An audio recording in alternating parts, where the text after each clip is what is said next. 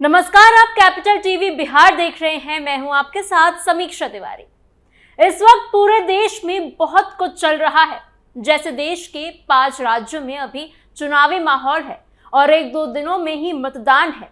वहीं दूसरी तरफ लगातार बिहार और उत्तर प्रदेश के अलग अलग जगहों से कई आतंकी और हथियार के तस्कर पकड़े जा रहे हैं। अब तक सिर्फ उत्तर प्रदेश से केवल मार्च के महीने में ही 32 आतंकी या देश विरोधी गतिविधियों में शामिल आरोपियों को गिरफ्तार किया गया है। और अब बिहार में भी एनआईए और एटीएस ने बड़ी कार्रवाई की है, जिसमें एक ज्वेलरी दुकान से AK-47 की गोलियों की तस्करी की जा रही थी। हरियाणा का एक मास्टरमाइंड कानपुर से बुलेट्स खरीदकर बिहार भिजवाता था। ऐसे में कई सवाल खड़े होते हैं कि आखिर ये लगातार आतंकियों का पकड़ा जाना और बिहार से लगातार हथियारों की तस्करी होना क्या संदेश दे रहा है? क्या कुछ बड़ा होने वाला है? इन्हीं सवालों के जवाब तलाशेंगे हम आज स्पेशल स्टोरी में। ज्वेलरी शॉप की आड़ में कारतूस का खेल, गन हाउस से इंटरनेशनल तस्करी का खुलासा। नालंदा से सामने आई ये खबर सिर्फ एक क्राइम की स्टोरी नहीं है, बल्कि देश की सुरक्षा से जुड़ा एक बड़ा और गंभीर मामला बनता जा रहा है। एनआईए और बिहार एटीएस ने मिलकर जो खुलासा किया है, उसने कई सवाल खड़े कर दिए हैं।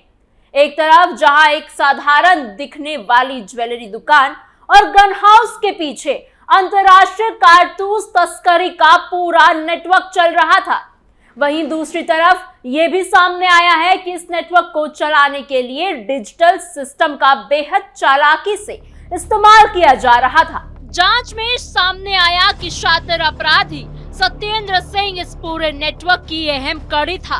वो सीएसपी केंद्रों के जरिए पैसों का लेन देन कर AK-47 जैसे खतरनाक हथियार की गोलियां सप्लाई कर रहा था। ये बात अपने आप में ही चौंकाने वाली है कि गांव कस्बों में खुले छोटे छोटे कस्टमर सर्विस पॉइंट्स यानी CSP सेंटर, जो आम लोगों के बैंकिंग के कामों के लिए बनाए जाते हैं, उनका इस्तेमाल इस तरह के गैर कानूनी कामों के लिए किया जा रहा था। सोमवार को जांच एजेंसियों ने नालंदा जिले में एक बड़ी कार्रवाई की। सुबह करीब 3 बजे से शुरू हुई इस छापेमारी में बिहार शरीफ के लहेरी मोहल्ला स्थित पीके गन हाउस और रवि ज्वेलर समेत कुल 6 ठिकानों पर एक साथ छापे मारे गए। करीब 9 घंटे तक चली इस कार्रवाई में टीम ने कई डिजिटल सबूत और संदिग्ध दस्तावेज बरामद किए। इन सबूतों से साफ संकेत मिलता है कि ये कोई छोटा मोटा मामला नहीं है, बल्कि एक संगठित और बड़े स्तर पर चल रहा नेटवर्क था। जांच में ये भी सामने आया है कि हिलसा और चिकसौरा के CSP केंद्रों से डिजिटल गैजेट्स और DVR जब्त किए गए हैं। इससे ये समझ में आता है कि पूरा नेटवर्क तकनीक का इस्तेमाल कर रहा था ताकि लेन देन का कोई सीधा रिकॉर्ड सामने ही ना आए। सत्येंद्र सिंह, जिसे इस नेटवर्क का मुख्य कड़ी माना जा रहा है, पहले भी कई बार पकड़ा जा चुका है। साल 2001 और 2009 में उसे अवैध हथियारों के साथ गिरफ्तार किया गया था। यानी ये कोई नया खिलाड़ी नहीं है, बल्कि लंबे समय से इस तरह के कामों में शामिल एक पुराना अपराधी है। जांच में जो सबसे चौंकाने वाली बात सामने आई है, वो ये है कि हथियारों और गोलियों की खरीदी बिक्री के लिए पैसे सीधे बैंक ट्रांसफर या कैश नहीं होते थे, बल्कि CSP सेंटर के जरिए भेजा जा रहा था। गिरोह का सरगना अपने रिश्तेदारों के बैंक खातों का इस्तेमाल करता था और CSP संचालक कुंदन के जरिए ये पैसा गिरफ्तार तस्कर मोहम्मद परवेज तक पहुंचाता था। इस पूरे सिस्टम को इस तरह बनाया गया था कि कोई भी आसानी से पकड़ में ना आए। ये नेटवर्क सिर्फ बिहार तक सीमित नहीं था, बल्कि जांच में ये पता चला कि ये एक इंटरस्टेट यानी अंतरराज्यीय सिंडिकेट है। यूपी के कानपुर की लाइसेंसी दुकानों से गोलियां खरीदी जाती थी और हरियाणा के कुरुक्षेत्र से इसकी फंडिंग और सप्लाई को कंट्रोल किया जाता था। इसका मतलब साफ है कि अलग अलग राज्यों में बैठे लोग मिलकर इस पूरे नेटवर्क को चला रहे थे। पिछले कुछ महीनों में फतुहा और लहेरी इलाके से करीब 2500 कारतूस बरामद किए जा चुके हैं, जिसमें AK-47 की गोलियां भी शामिल है। यह आंकड़ा ही बताने के लिए काफी है कि मामला कितना ज्यादा बड़ा है। एनआईए अब तक हरियाणा से विजय और कुश कालरा को और बिहार से शशि और रवि रंजन जैसे लोगों को गिरफ्तार कर चुकी है।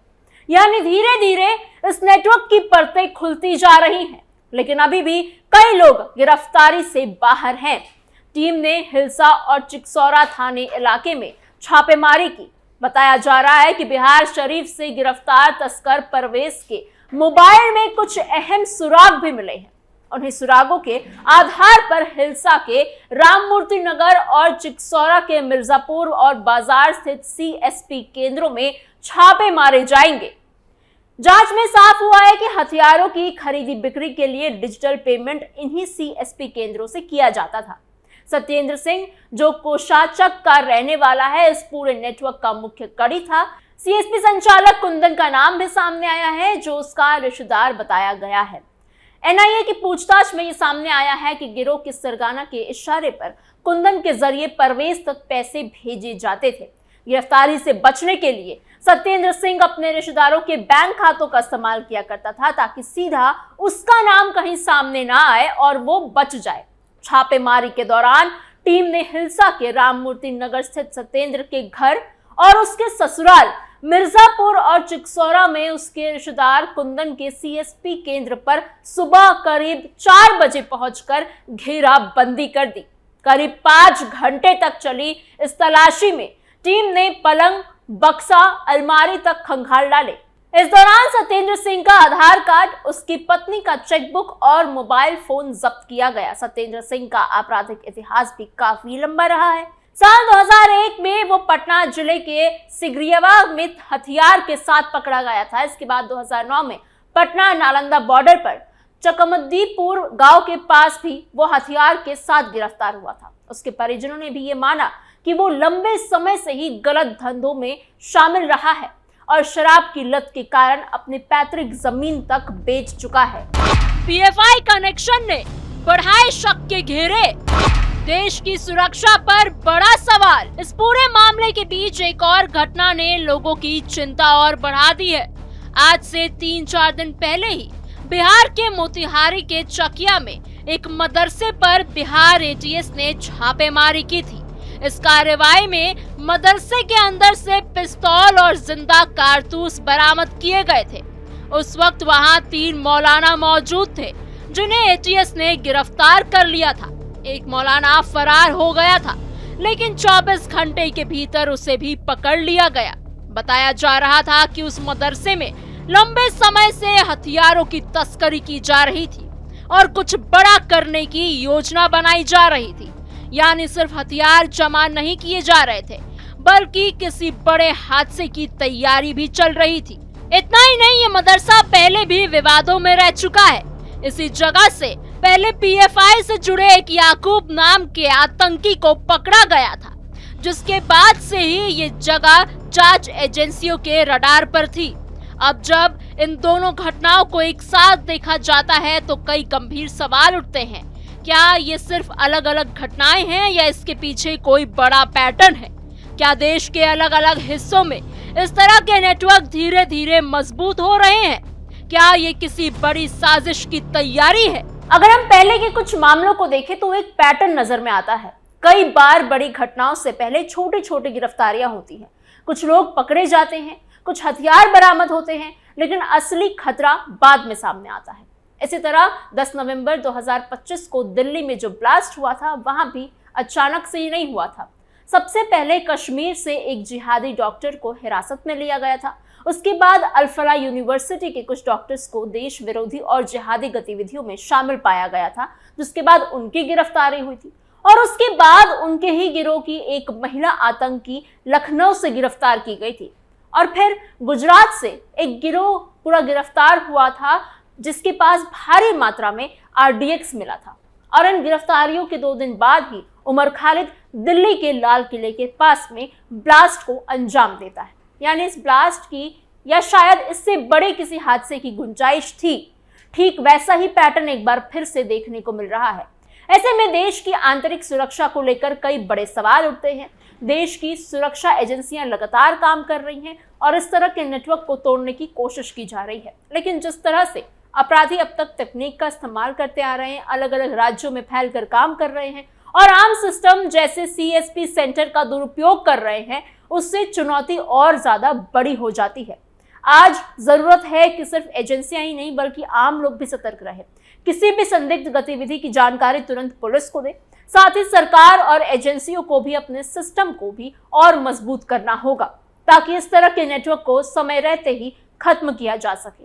अंत में यही कहा जा सकता है कि नालंदा और मोतिहारी की ये घटनाएं सिर्फ खबर नहीं है बल्कि एक चेतावनी है।